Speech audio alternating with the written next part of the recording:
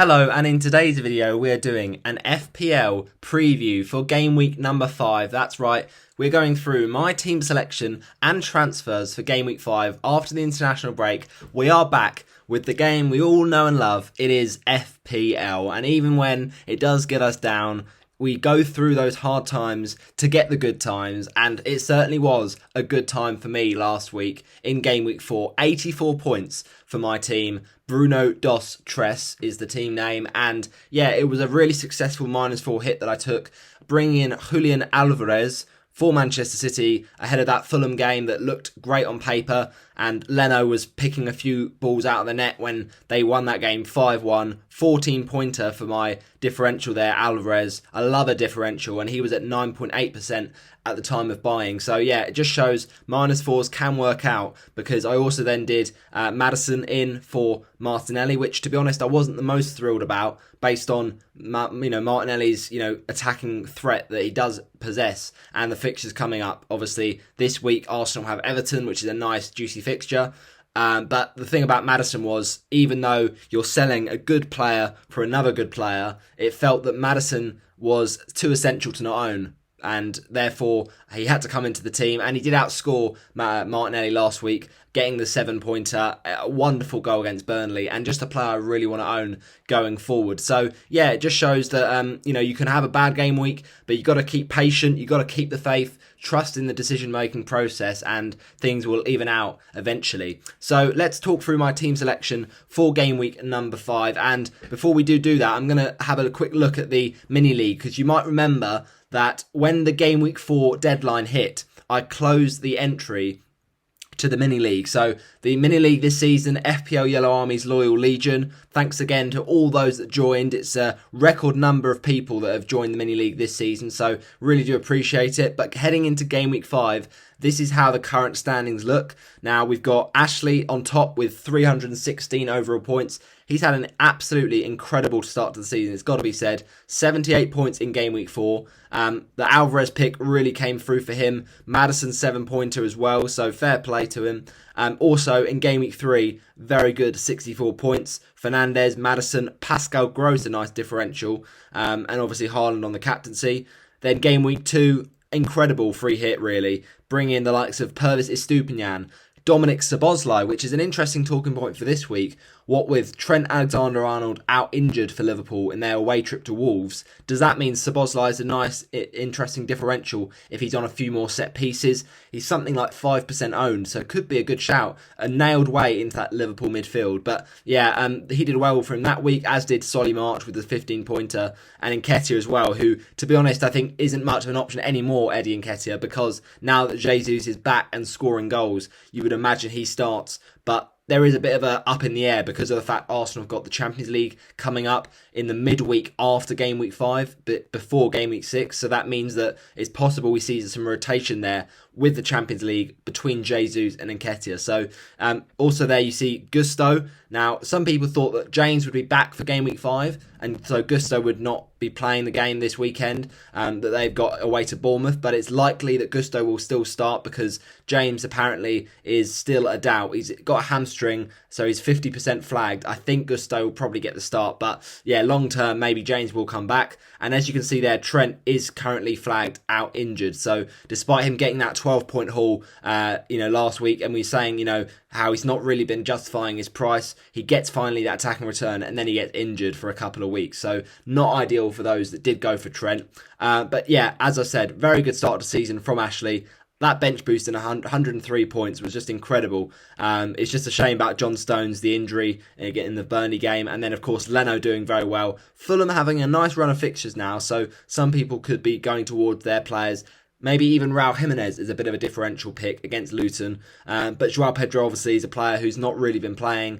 And also now Europa League coming up for Brighton. That might be a bit of a headache. So yeah, Shout out to Ashley, really good start to the season, and yeah, just really like it to see when people in the mini league are doing so well, and to see him overall 283rd, that is really, really well done.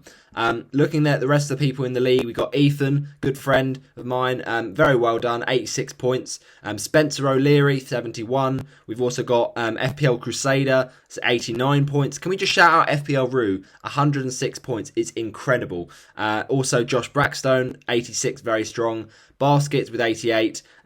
Also Paolo Greco, 74. And let's not forget 87 from Bruno Dos Tres. So great team name. He knows what he's doing, as well as Egan Brown. So yeah, as I said, the league entry was closed in the Game Week 4 deadline, just so that everyone has a consistent run of being in the league this season, so that no one joins last minute and takes the value and the integrity out of the league, because we want obviously a lot of people to be there all season and not to just join late on because they want to win the league if they've had a good season. So yeah, 231 it says at the moment, but obviously that's with a lot of people joint on points. So there's some people joint 211th or whatever, you know what I mean. So that's the kind of thing I'm on about.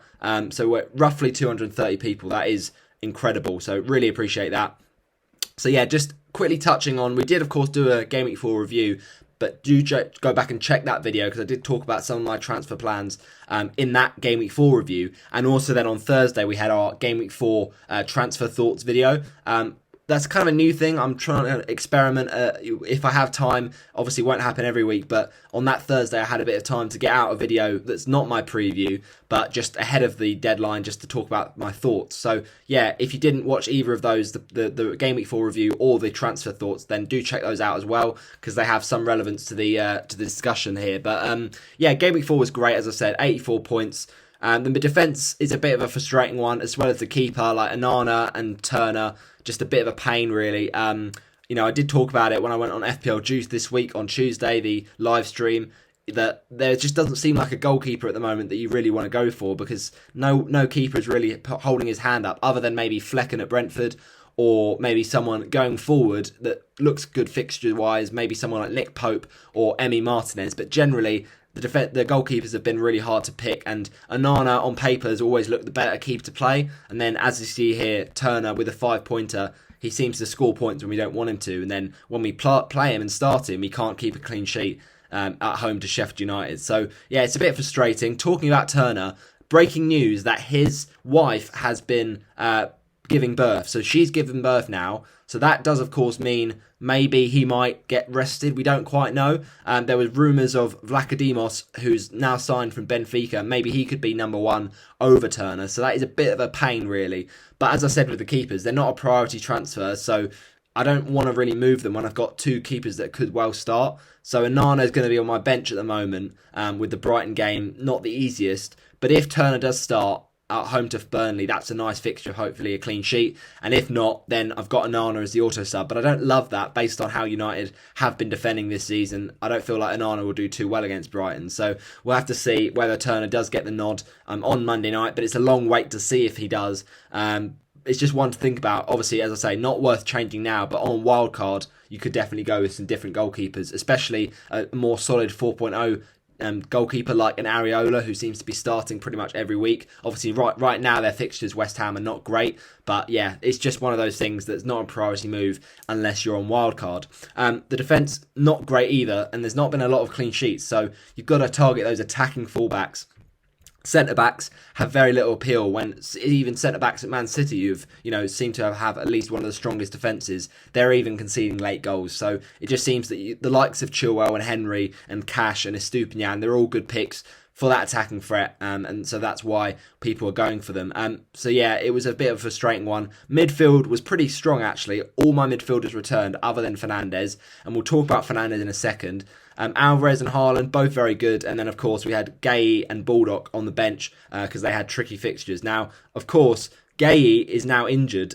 Just my luck. My 4.5 rotating defender, not ideal stuff. The Palace fixtures are a bit up and down going forward. And then you've got Baldock as well, who looks to have a bit more of a serious injury, a calf injury there. So Baldock is not ideal. Sheffield United have not been great. So it's one to think about. But whether or not we need to change a bench option is not the most pressing move. But we'll have a look at the team for game week 5 and then make our transfers and captaincy picks. So here we go then. For game week 5, we have got the following. We've got Turner in goal at home to Burnley. Look, if Turner does start this game, which I think is unprobably likely, as I said, there's rumours that Vlachodimos is going to be the favoured number 1. So it's not ideal. Obviously, the thing about his baby, whether that makes a difference, we'll have to see. But he might be a bit tired with, a few late nights, you know what I mean? So there's maybe a chance that Turner gets rested just for that reason. But I think it's worth just gambling with it and hope for the best. And, if he does start, then hopefully a good chance of a clean sheet with Burnley. They've not been great defensively, Nottingham Forest, to be honest, but I think Turner does get those save points and hopefully Burnley won't score because although Lyle Foster's looked quite good, that's really their only real threat at the moment. And we'll have to see because Burnley obviously are a quite attacking team. So although they do score goals, they do leak them. So it's not the most ideal game really for Turner to keep a clean sheet, but I'm hoping that Forest just look a bit more solid at the back. So then in defence, we look at Chilwell. Now, for me, he is a absolute nailed player in my team this week. Now, some people I've heard selling him. It's just a bit of a knee-jerk reaction to that defeat to Forest, I think. Chilwell is still such a good FPL pick. He's basically playing still as a winger in that Chelsea front three, which is just an amazing out-of-position opportunity to cash in on. Now, of course, the fixtures are good going forward for Chelsea. I don't think that they're fixtures that every single week he'll keep clean sheets. Like I can see Aston Villa scoring. I can probably see Bournemouth actually scoring. But then the fixture's okay after that. I just think with Chilwell, you have him for the attacking upside. And as I mentioned, with there not being many clean sheets all round, you get those kind of attacking defenders. And hopefully Bournemouth will leak a few chances because they haven't been the solid team that a lot of people thought they were at points last season under the new management of Andre Iraola. So I think, ultimately, that's what I would say with Chilwell. Baldock is starting at the moment just because of the fact that, he's got a bit of a doubt with injury, but he is still an attacking option, right?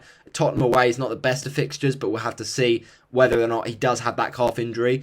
We've also got Pervis Estupiñán as well. For me, I've seen a lot of people benching Estupiñán this week, and I can't quite understand it because, yes, okay, Man United away is not the best of fixtures, but it's also not the worst. We've seen how bad defensively United have been recently, and I could see Estupiñán, if he's playing as a winger, he could really cash in and get those attacking returns. You only have to remember last season away to Arsenal, everyone doubted Estupiñán then, and I just don't think I want to doubt him again, really, because he's just the sort of attacker that can defensive attacker, I should say, that can, or should I say, attacking defender, get the right way around, that can get attacking returns really in any fixture, even if the clean sheet gets wiped out. Ultimately Brighton are not a great defensive team, but that's not why we own Estupiñán. It's because of those attacking hauls. So I would just play him, to be honest, and not have the headache. He's very highly owned, so if he explodes, that could be a big rank damage, and you're not only having because of rank, but it's an outside factor that, to be honest, I don't know why you would bench him when he's such a good pick on his own. The only thing I would say is, obviously, United could well score that game, and he did get back late, I think, with Ecuador in the international break. So that is one thing to consider. Obviously, he was a bit tired, but I don't think he's actually ever been benched for a De Zerbi side after an international break. So I would be unsure of him being benched there. So I would just go for it. And hopefully he doesn't get benched and then comes on for a one-pointer, because that would be a real annoyance. Right, let's talk about the midfield then. Bryan Mbeumo is in there. He's done well for me last week. Very happy with him as a pick, just in great form. And I know that, it's not the best of fixtures, Newcastle away, but if the player's in form, the fixtures shouldn't matter too much. And Mbeumo being on penalties, I can't understand. I've seen some people benching him this week. It's a similar discussion, I think, with Estupiñán. The attacking threat is just too far.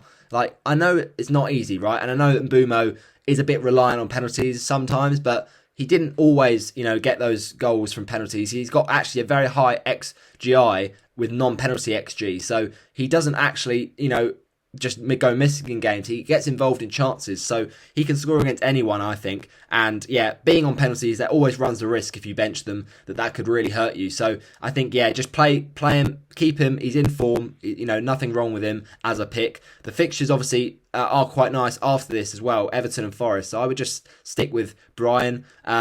then Fernandes is a bit of a, one that could be on the chopping block because we saw how deep Fernandes did play against Arsenal last week. And obviously the fixtures do turn for game week 6 onwards for United. So there's a temptation to keep him just for that reason. And he's the fact he's on penalties. So, any point in the game you can get a penalty and it's a big monster haul. You saw that against Nottingham Forest with a 12-pointer. So he's one that is not a priority sell, I would say, but also one you could see selling. So it's a tricky one, I think, with him. Mitoma, a Man United away fixture for a player who's looked absolutely brilliant this season. Absolutely. Some people might have to sell Mitoma. I don't also think that's a terrible shout because the fixtures coming up aren't as great for Brighton and there is Europa League to fit in for Brighton. So we know De Zerbi likes to rotate, although Mitoma's generally not been rotated that often. So that might be, not too much of an issue. But yeah, as I say, the fixtures aren't brilliant. The last couple of weeks, he has been not hauling massively, just getting a couple of assists here and there. Maybe we want a little bit more from our midfielders. But I think, as I say, he's pretty nailed. Still an amazing asset, I feel in that 6.5 range. And yeah, Man United, defensively, they've been so bad that I could see Mitoma doing some good things there. So I would just keep him and try and resist the temptation because I have really had a lot of FOMO this week for some interesting midfield picks. The likes of Moussa Diaby with a nice run up for Aston Villa. The likes of course, Heung-min Son, the most transferred in player this game week deadline. And ultimately in the past, those players that have been the highest transferred in each game week have actually gone on to blank. So just shows sometimes you shouldn't always knee-jerk in, the next big thing, the next, kid on the block, as FPL terms should say. So I think Son is an exciting option, of course. If he's starting again in that number 9 spot, he is an out-of-position gem really for our teams, and he's only 9.1, so he's cheaper than he was in previous seasons. He's a great pick with Sheffield United this week, and actually with Arsenal and Liverpool. That's the sort of games that actually suits him. On paper, it's hard, but he can get in behind against those teams and score goals. He's done it plenty of times in the past. So Richarlison may well start as the number 9 against Sheffield United. Maybe that's a game in a low block, which is better suited to Richarlison doing that. That's one thing to think about. But I still feel Son is a good transfer this week. I'm just not as crazy about it. I'm tempted, but I'm not as crazy. And I do feel that taking out Mitoma is just not worth it this week. So I'm going to leave in Mitoma, especially because he's got that fixture in 6 against Bournemouth. Then Maddison, look, to me, he's just essential. It's as simple as that. He's just so central to everything Spurs do in attack and a great fixture against Sheffield United. He has the vice captaincy for me this week. I've seen some people captain him. I wouldn't go against the robot, but we'll have to talk about that in a second. I do feel, though, Maddison's a great transfer in. Even now, I don't think you've missed the boat. He's just such a good own on everything, set pieces, everything. He might even be on penalties. We'll have to wait and see if Spurs get a penalty. But yeah, what a player. Just get him in. Don't overthink this one. And then Saka, away to Everton. There was some rumblings of a possible Saka injury with his Achilles problem that he had last season coming back up. But that is all cleared. All good to go. He's going to be fit for this Everton away game. So I think he's a really good option. Obviously, he doesn't scream loads of hauls the last couple of games, but he's still, I think, the best Arsenal midfielder to own. Being on penalties, being such a 90-minute man, he's going to get a lot of minutes, and he's very good. And that's a great fixture away to Everton. So just I wouldn't sell him yet, but maybe in a few weeks' time, if the fixtures don't look too nice, you could maybe think about. But he is a sort of player that might be quite fixture-proof, so I just stick with him. So that's a pretty nice-looking midfield, in my opinion. And then we, of course, got the front two of Julian Alvarez and Erling Haaland. There was a bit of doubt with Alvarez about his minutes in terms of travelling back from Bolivia after being on duty with Argentina in the international break, and he actually played in that Bolivia game for 85 minutes, which is of course not ideal for his fatigue, because we know that Bolivia, high altitude environment, and that doesn't obviously do great things for the heart and for the lungs and that kind of thing. So it's not ideal, obviously, but I think with him, even though he's a player that can get rotated from time to time, with the current system, KDB being out, I think there's more chance of him starting games. He looks to be fairly settled in that team, and I think someone like Jeremy Doku would be more of a minutes risk, because he only played the Fulham game, Doku, because Grealish was out. So I think Alvarez is fairly nailed, as much as the City attacker can be, alongside Haaland. He's just been doing so well, and he's still quite lowly owned. Someone like Pedro or someone like Morris are higher owned than this guy, and it does baffle me because he's such a great footballer. But yeah, ultimately, I think he's going to be fine to play because he did look like he was back in training on Thursday, so I think he'll be all right. Erling Haaland, captain, of course. I just don't look past it, right? He did score a hat-trick last week. People are forgetting that. And they're creating these narratives about, oh, I should go against Haaland this week because West Ham, David Moyes, they'll try and keep him quiet. They're quite a good team for doing that. But it's Haaland. Like, I don't care who he's playing. He scored a hat-trick against Man United last season. So, yeah, all right, you can look at that and say United this season aren't great defensively. But generally, that's not the easiest of fixtures, and he can still score hat-tricks. So why would you bet against him? Obviously, Maddison's tempting, but for some people, I've seen them, saying you could go with Son. Yeah, Son is a good shout as well, but I would just stick with Haaland because we know his ownership. Obviously, that's not the only reason. There is also the fact that this guy's a stupid footballer. He's an absolute joke of a human being. And even though it's West Ham, right, he scored goals at home and away to them last season. So there's just no game, I think, that makes it hard for Haaland. Unless Haaland's injured, maybe I just won't change it, right? Because captaincy is just such a non-debate this season. Obviously, Spurs boys are looking good, but it's a bit of a risky one, I think, still. So I will still stick with Haaland for the captaincy. And then we've got a bench of Onana. Again, Brighton at home, is not a great fixture. I think I'd prefer Turner on paper this week if he's actually going to start. Then we've got Rico Henry on the bench. And you might think, why is that the case? Well, we'll get to that. It's mainly because I think with Baldock actually an injury doubt now, I might have to sell him just so I've got a bit more squad depth because we don't want a really weak bench of Baldock, Gay and Mubama, who of course doesn't start for West Ham these days or doesn't even come off the bench. So yeah, I do want a bit more squad depth. I've looked at it and actually realised that Mark Gay might be more of a doubt than Baldock. I'm not quite sure. He's currently got a hip injury. It's 25% chance, whereas Baldock's 50% chance. So on paper, it looks like Gay's the more pressing transfer, but I'm hoping that Gay won't be out long term. I could always keep him on my bench this week anyway. He's got a away fixture against Villa, which is not the easiest. And also Henry's got quite a tricky away fixture against Newcastle. So I do think it's tough between Estupiñán and Henry, who I start and who I don't. As I say, Estupiñán, there might be a bit of fatigue with the Europa League. Obviously, whether he'll get benched, I don't think they've got another left back, so I think it's probably still likely he'll still play, but obviously with him coming back with Ecuador, we'll have to see with that. I think Henry, the last few weeks, been disappointing. I mean, Brentford are still a good defence going forward. This is not the easiest games, but Henry has got the one assist so far. I think he's certainly been unlucky to not get more, but this is a tricky fixture. So I'm just leaning towards Estupiñán, mainly because of we know how good Brighton can be and Estupiñán can be. And I actually rate Newcastle defence, even though they've not been defensively brilliant this season. At the moment, I would expect an Estupiñán haul more than I would a Henry haul. And also the outside factor of the ownership does help. So that's what I'm thinking at the moment. So then you're going to ask me, who is my replacement then for a little bit of Baldock? Well, my replacement, my transfer, locking it in right now, is going to be a defender, surprise, surprise, for George Baldock. Hang on, what's going on here then? Sorry. I don't know what's happened there. We'll make the transfer here anyway, but we've got Baldock going in for the team. He's going to leave, and in comes Destiny Udogie. Now, I did monitor the situation. There was talks of him being ill, so he didn't go on international duty. So I was watching out that, making sure that Postecoglou gave him the all clear. But I'm pretty sure he's going to play this week against Sheffield United. There's a good chance of a clean sheet, and I know that he's got Liverpool and Arsenal coming up, but I can always just bench him for that.